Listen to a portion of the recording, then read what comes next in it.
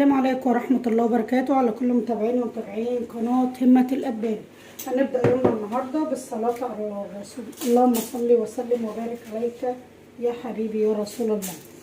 كل سنة وانتم طيبين، ولو انها جت متأخر شوية بس معلش كان عندي ظروف، قلت اعيد عليكم وهنبدأ معاكم. بقالي كتير ما نزلتش فيديوهات، قلت اعمل فيديو سريع وخفيف كده معاكم.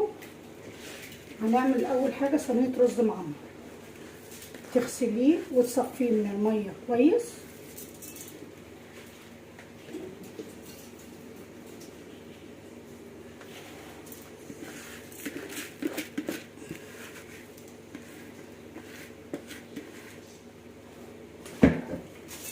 تحط عليه مع سنه من الملح بسيطه كده، وهتعملي برضو ربع معلقه من السكر. السكر بيعزز لون الرز معاكم وبيخلي لونه حلو. واحط معلقه كبيره من السمنه البلدي، افركهم مع بعض كده. وبعد كده انزلي بشويه من الزيت،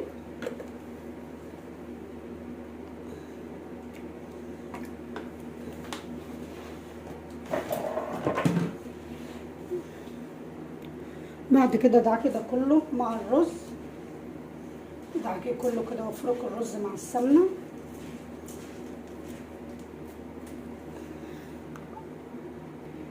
بعد كده حطي بقى سنه من الفلفل الاسمر وانزلي باللبن.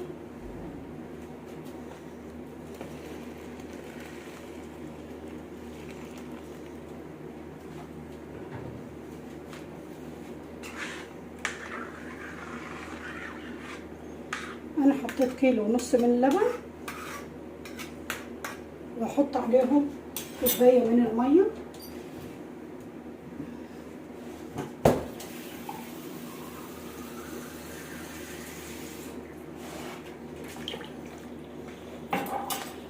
بعد كده بقى دخليه الفرن على درجه حراره 200. بعد كده هنعمل صينيه بطاطس بالفراخ.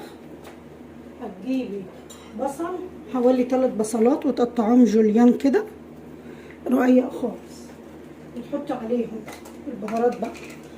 ربع معلقه من الفلفل الاسمر،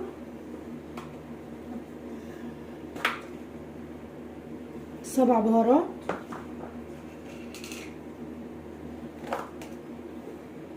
سنه من الكمون،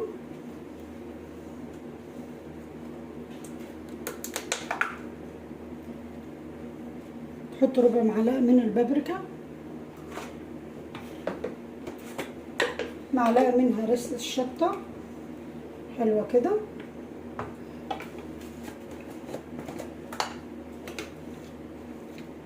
سنه كده ربع معلقه من الثوم المهروس.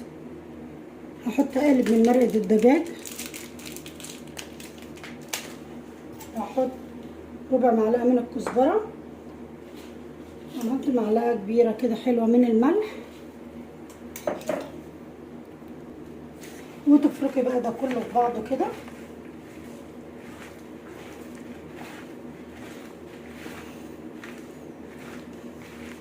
تدعكيه كويس لغايه ما البصل ينزل الميه بتاعته. بعد كده قطعي طماطمتين حلوين عليهم كده صغيرين عشان تفركيهم كلهم في بعض.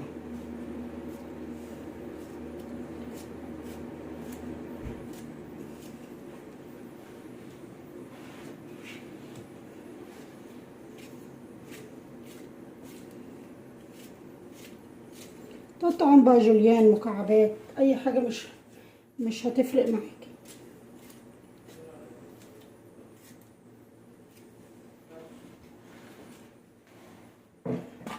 تفركي بقى ده كله في بعضه، الطماطم مع البصل.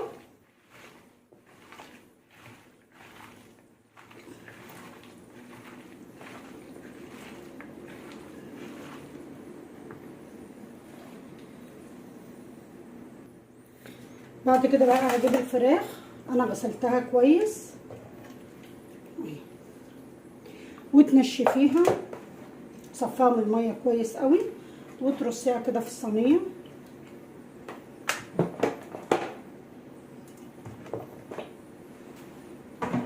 وبعد كده جيبي نص كمية البصل، افركي الفراخ بيها كده تحت الجلد وكله، وحطي في القعر كده حبة بصل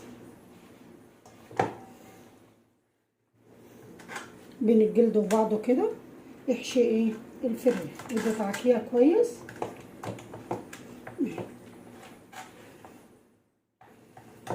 ما بين الجلد وبعضه. احشي التتبيله الحلوه دي كده، حطي على الوش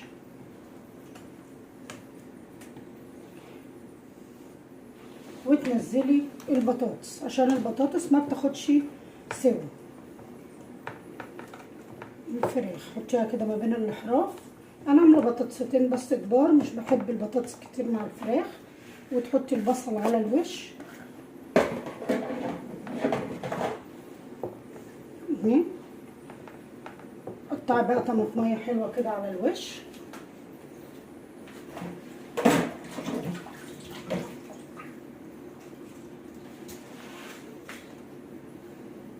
قطعيها بقى حلقات.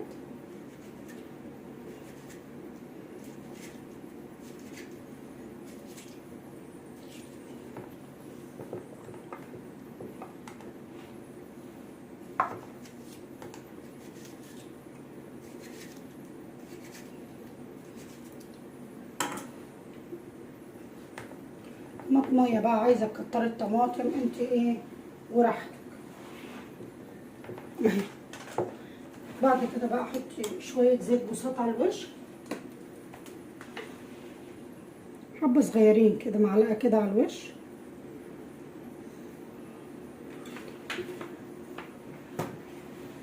وحطي معلقه من السمنه البلدي او اي نوع سمنه عندك او اي ماده دهنيه موجوده عندك حطيها.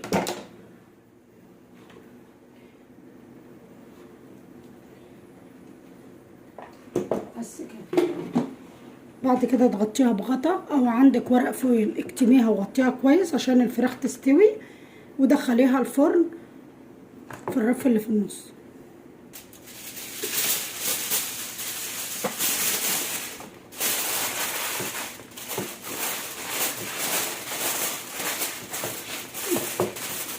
تكتميها كويس وتدخليها بقى ايه الفرن عشان تستوي على نار هاديه. وبكده طلعنا صينيه الفراخ اهي من الفرن، وعملنا الرز المعمر اهو. هنقطعه معاكم اهو.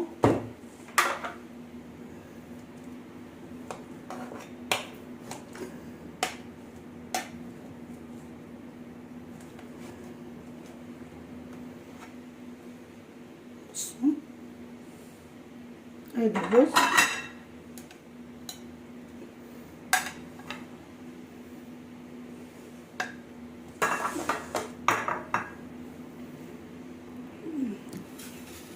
ودي صينية الفراخ.